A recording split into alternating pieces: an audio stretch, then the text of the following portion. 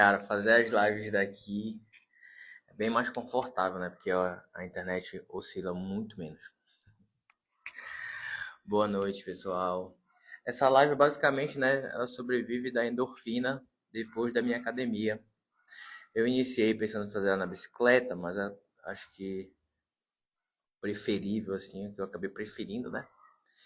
Foi depois do treino parar aqui com vocês rapidinho.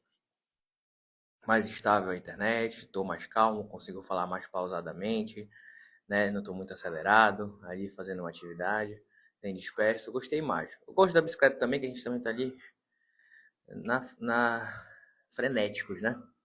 Mas essa parece que vai ser a roupagem que vai permanecer. Nem sempre dá para conciliar as atividades que a gente está fazendo e eu me sinto mais confortável fazendo a live assim. Hoje vou trazer mais um caso do dia, né? O que aconteceu hoje, tá? Então foi uma pergunta do meu sócio, ele pediu para eu confirmar ali um caso que estava acontecendo e eu olhei assim, eu falei, pá, peraí que eu acho que o caminho não é por aí, né? E aí vou dividir com vocês para vocês darem a opinião profissional de vocês, para vocês terem no repertório também e poderiam utilizar, tá? Uma ferramenta aí hoje, né, que ajudaria vocês a atender uma reclamada, não um reclamante, tá? Então o que aconteceu? Existiu uma reclamada aí que procurou a gente, teve um bloqueio bancário de em torno de 16 mil, mas a condenação geral do que ela tem a pagar, eu acredito que é uns 40 mil reais. Então, houve um bloqueio na conta dela, nesse montante de 16 mil, e uma cobrança, aí foi descoberta a partir desse bloqueio, né? Foi descoberto a partir desse bloqueio que existia um processo de 40 mil reais e ela procurou a gente para falar sobre. A gente perguntou para ela, você não foi citada inicialmente para responder esse processo?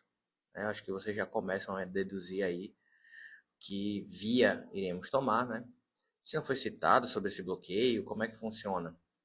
E bem-vindo, Felipe. E acaba que ela disse que não, né? Não foi citada nem nada. E a gente, quando vai analisar o processo ali, né, naquele momento, já não chegou a fazer a cobrança. Ah, vamos cobrar aí para a gente poder analisar, né? Muita gente fala isso aqui na internet.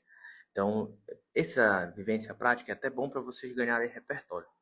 Então, até do bastidor ali, né? De como falar com o cliente e tudo mais.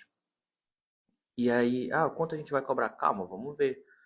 O dano aí já é emergente, é 16 mil, já está bloqueado esse valor, mas ele pode subir uma condenação a 40, a gente pode levar isso tudo a zero, né? E rediscutir o processo ali em um segundo momento.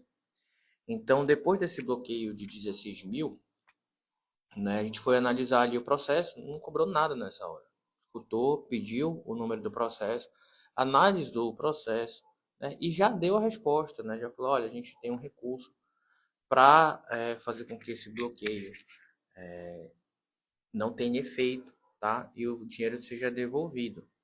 Mas isso não vai eliminar a chance de que a parte continue com o processo, né? Porque esse processo vai retornar à fase inicial e aí em outro momento é uma outra defesa. Esse processo aqui vai ser discutido para anular todo esse processo, porque conforme você está relatando, e não apenas isso, tá? A gente não se baseia apenas no relato, você não recebeu a citação, e isso é um vício grave.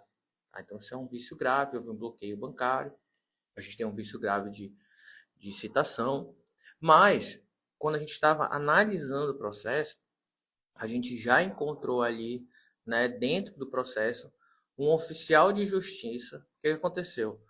Houve a intimação, foi dado como recebida, houve a sentença, né? A sentença, por existir a revelia, o que acontece no processo, não é necessário intimar a outra parte, porque ela está revel, ou seja, significa que ela não quis participar do processo. E aí o juiz não tem obrigação mais de realizar intimações. Tem juiz que ainda intima, né? Que, por exemplo, sentença, aí ele vai lá e intima a parte. Não é necessário, tá? Isso é um equívoco. Por quê? Porque se ela é revel, né? Ela escolheu não participar do processo, ela não precisa ser intimada, exceto se ela se habilita e requer, né, receber o processo a partir daquele momento. Aí ela passa a receber a intimação. Mas o juiz não precisa intimar ela, tá? E aí, não intimou, fez edital, foi para o grau recursal, né, porque a parte não ganhou tudo, embora existisse a revelia. No grau recursal foi majorada a condenação, só que a parte entrou com uma execução provisória, né, do valor que ela já tinha ganhado em primeiro grau. Né, essa parte que ela tentou aumentar, olha o que ela fez, eu tentei aumentar em segundo grau. Mas isso aqui já está transitado, isso que eu conquistei. Né? Por quê? Porque eu não posso ter ali a diminuição, né? Que princípio é esse aí? Da reformácio impégios. Né? Eu não posso ter a reforma, né, desse valor em meu prejuízo, já que eu sou a única recorrente. Se eu não tenho reformácio impédio, eu tenho o trânsito julgado, a coisa julgada dessa matéria.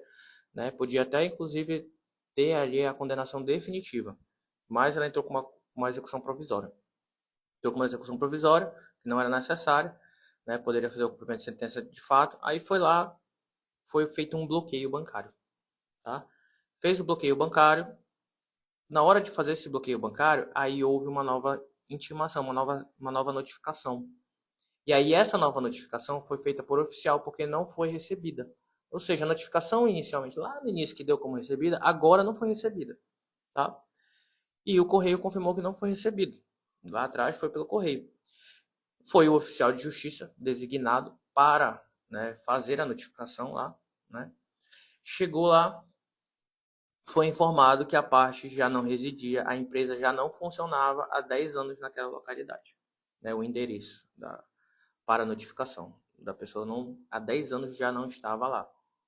Ou seja, como foi recebida aquela outra notificação, se a outra notificação não tem nenhum ano de diferença, e agora o oficial de justiça está dizendo, né, que ele não tinha 10 anos. E notificou a parte através do WhatsApp, que ela conseguiu ali com a vizinhança e tudo mais. Estava o endereço residencial, se eu não me engano, do empregador. Então, a partir disso, entrou em contato pelo WhatsApp e ele aceitou ser notificado pelo WhatsApp. E aí, por isso, ele ficou ciente desse processo, né? E também ficou ciente do bloqueio bancário. Então, ele ficou ciente do processo do bloqueio bancário por oficial de justiça. Só que o oficial de justiça já serviu a gente, por exemplo, para produzir a prova que a gente precisava de que a primeira notificação está equivocada como recebida. Porque não tem como ter tido assinatura de recebimento de ninguém, já que há 10 anos a parte não estava lá. Né? Não morava naquela residência, não estava naquele local. E aí, a gente vai pedir a nulidade. Né? Simples assim, vai cobrar ali os valores de honorários por essa intervenção. A gente não vai assumir o processo, a gente vai subir a intervenção para anular o bloqueio, para anular esse processo e ele retornar. Aí no início ele pode optar em contratar a gente para defender ele, ou ir sozinho, ou contratar outro advogado. A gente cobrou por esse serviço. Bom, se a gente tem um bloqueio bancário, né, em fase executória, né, ali uma fase executória, cumprimento de sentença, execução provisória, que seja, logo vem à cabeça de vocês o quê? Embargos à execução. É a primeira coisa que vem à cabeça de vocês. Ó, houve um bloqueio, tenho prazo aí, após o bloqueio, após a notificação dessa situação, para embargar. Né? Porque esse valor vai ser liberado para outra parte. Então tem que fazer embargos à execução. A primeira coisa que vem à cabeça de vocês. E assim foi feito. Só que qual é a grande problemática aqui? Se vocês forem fazer um embargo à execução, ele não aceita, né, uma garantia parcial. Então, embargo à execução, você tem que garantir o juízo de tudo que está sendo cobrado. E aí vai algumas dicas aqui para vocês. Se o embargo, né, se existe, por exemplo, um oficial de justiça que foi lá na sede, no local ao qual designado, e ele penhorou bens suficientes para pagar a dívida, fez a soma lá, olha, está devendo 40 mil, bloqueei um monte de coisa aqui.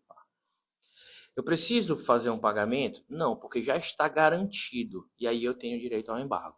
Tá? Então não preciso preencher esse requisito, eu preciso preencher esse requisito, mas ele já está preenchido, só vou informar o juízo que houve a garantia de tantos bens, a totalidade da execução. Então já tenho garantia do juízo, eu posso fazer o embargo à execução, né? Instrumentalizar integralmente. Só que nesse caso foi parcial, foi um bloqueio de 15, existe uma condenação aí para cima de 40, e então se a gente fizesse o embargo à execução, ele ia ter um problema aí de condição da ação, de pressuposto processual, porque ele não está com a garantia realizada, tá? Então, e aí, o que a gente vai fazer? Pedir para que ele coloque o valor de diferença, é um valor grande, né? É um valor de 25 mil reais, além dos 15 que já estão bloqueados. Então, e já foi bloqueada a totalidade que tinha na conta. Eu só não tenho que entregar para a garantia. Mas aí vem outra coisa, outra habilidade que eu uso muito e que eu acho importante vocês terem no repertório, que é o bom senso, né? Porque o bom senso, ele ressalta algumas coisas, ele faz vocês perceberem um injusto, mesmo que ainda não tenham encontrado, né, a resposta. Então, quando tu escuta algo, como nesse caso, poxa, eu não fui notificado, é um vício grave, eu nem sabia desse processo, já estou sendo cobrado 15 mil reais, né, já bloquearam 15 mil reais, já é uma cobrança de 40, eu não estou sabendo de nada, não me deram a chance de contraditório, ampla defesa, ou seja, o devido processo legal muito nulo, e agora para eu me defender, eu ainda tenho que pagar, já estou sofrendo prejuízo, isso não parece muito injusto para vocês, né?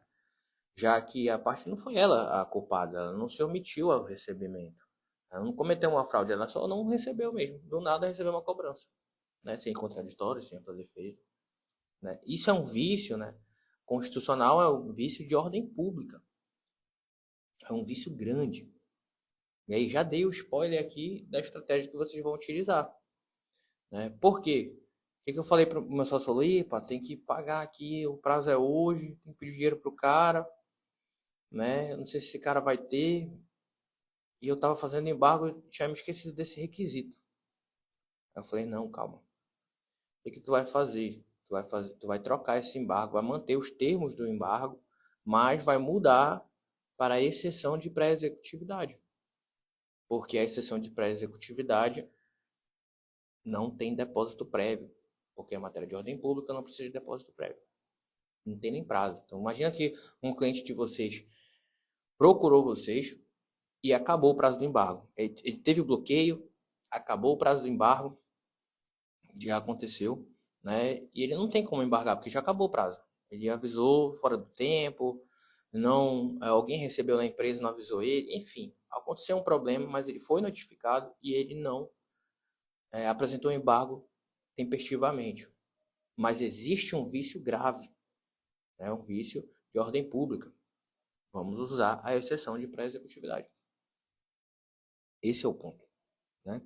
Então, foi um caso bastante interessante hoje. A gente modificou ali os termos, né? Tornou desnecessário ali o depósito prévio, o que poderia inclusive viabilizar a defesa.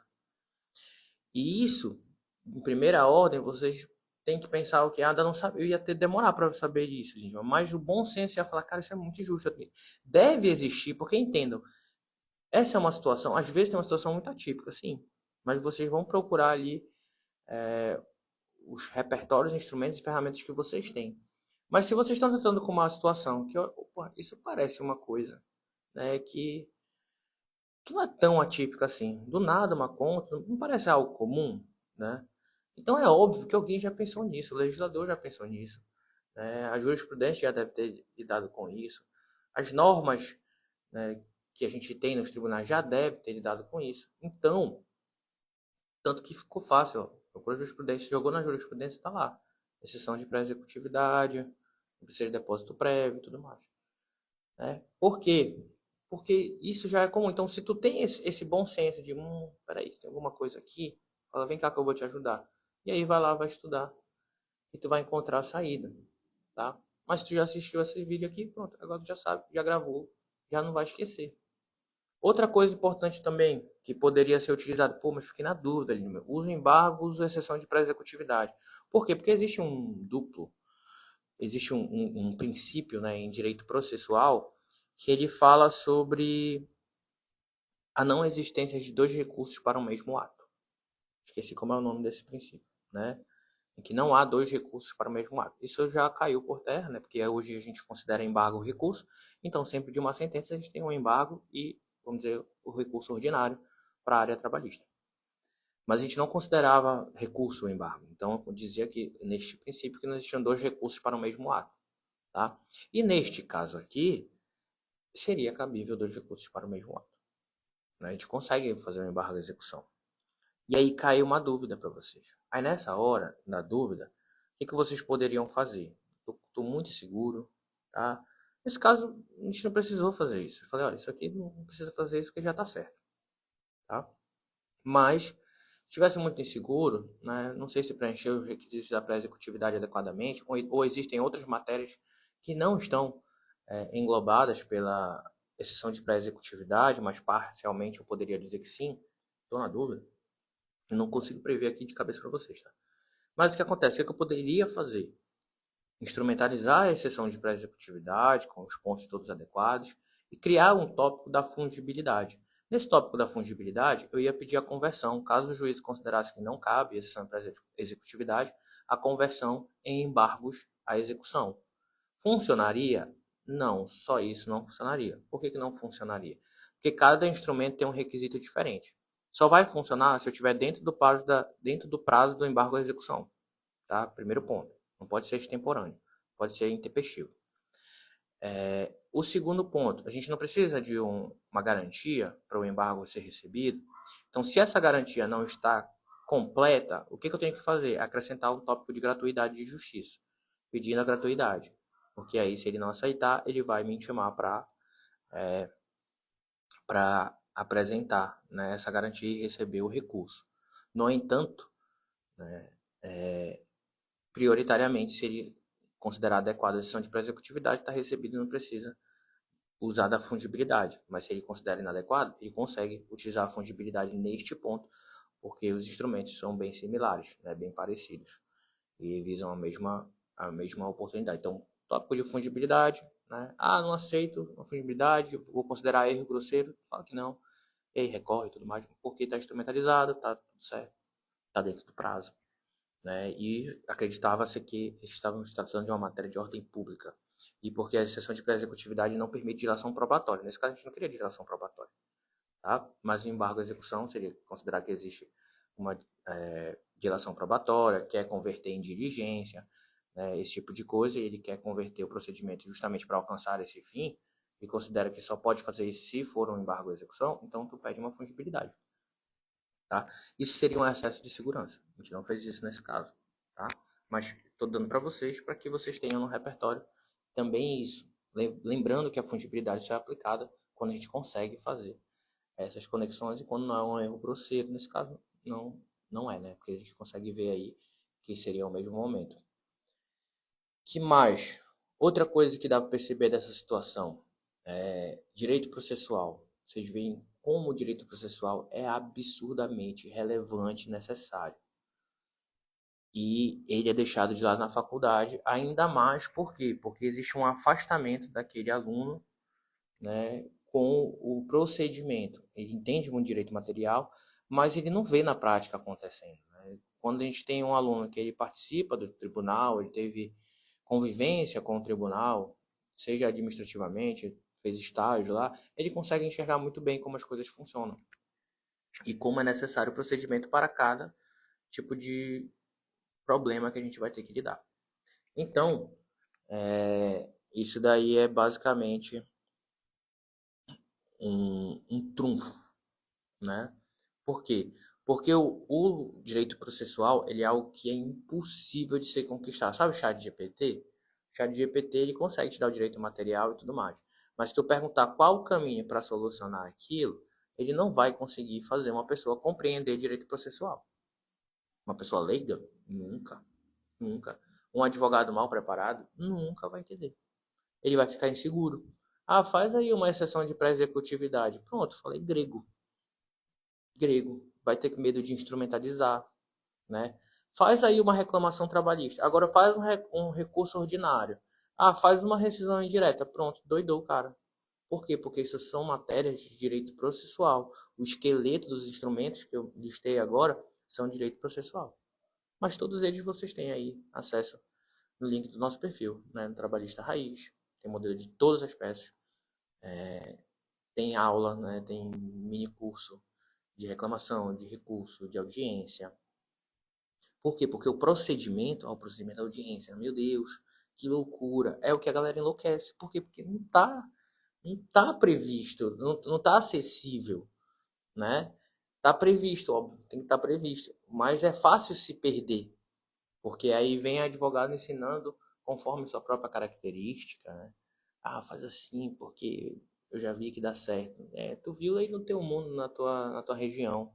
Está falando aqui de algo que é nacional, é lei federal, são leis que não podem ser modificadas. Na lei de processo, não cabe nem mandado de segurança já, medida protetiva.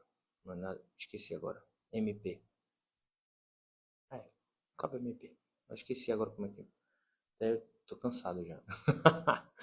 Enfim. Hoje tô bem mais cedo, né, gente? Amanhã, se eu treinar bem cedo, essa live vai ser muito cedo. Mas ela é sempre agora depois da minha academia. E hoje eu tô mais cansado, acho que é visível até. Que eu tô mais cansado que ontem, né? Mas é isso, a semana vai acumulando. E, e esse foi o caso de hoje. É isso, não vou me estender muito não, porque foi um caso técnico. Hoje a gente teve um caso muito técnico, mas aí também mostrei muito de bastidor para vocês. Mostrei quanto o direito processual pode ser um trunfo. Normalmente, inclusive, é isso que a gente usa. Vou já deixar um spoiler grande aqui. É uma estratégia que a gente usa para fechar contrato. Por quê? Porque quando a gente explica para a pessoa qual o procedimento que a gente vai seguir para resolver o processo dela, o problema dela, a gente está dando um tratamento para ela. Olha, eu estou te dando tratamento aqui, tá? Agora, se tu fala, olha, tu tá certo, tá errado, ela fala assim, tipo, tá. Algumas delas já até sabem disso. Ela já imagina isso, né? Porque ela fala, pô, tô sabendo de nada, bloquearam minha conta, tá certo isso? Ela já vai falar que tá errado. Agora, isso basta? Não, agora se tu fala pra ela, olha, tem um procedimento pra gente resolver isso. Se quiser, eu faço, o valor é tal. Aí é mais fácil de fechar, né? Então a gente usa muito o direito processual até para fechar o contrato, mostrar a segurança, mostrar que tu sabe o que tu tá fazendo. E tu não precisa nem ter feito antes. Porque o processo, o procedimento aí, você estuda e aprende. Quer estudar com a gente? Só clicar aí no link da bio e vocês vão aprender a atuar em todas as fases. De trás para frente, de frente para trás, porque é importante tu saber o que hoje vai influenciar no futuro e lá no futuro ter um futuro tranquilo.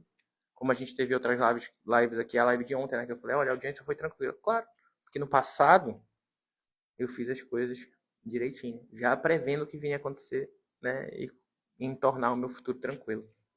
A gente tem uma metodologia própria que a gente chama de máquina do tempo. É justamente isso, para tu prever o futuro, né, para tu trabalhar hoje, tentando facilitar a tua vida lá na frente, na advocacia, né? Então, se inscrevam aí no Trabalhista Raiz, nos nossos cursos, aproveitem. O Trabalhista Raiz ele vai ter todos os outros, tá? Ele só não vai ter o Start Trabalhista, que abre só em evento.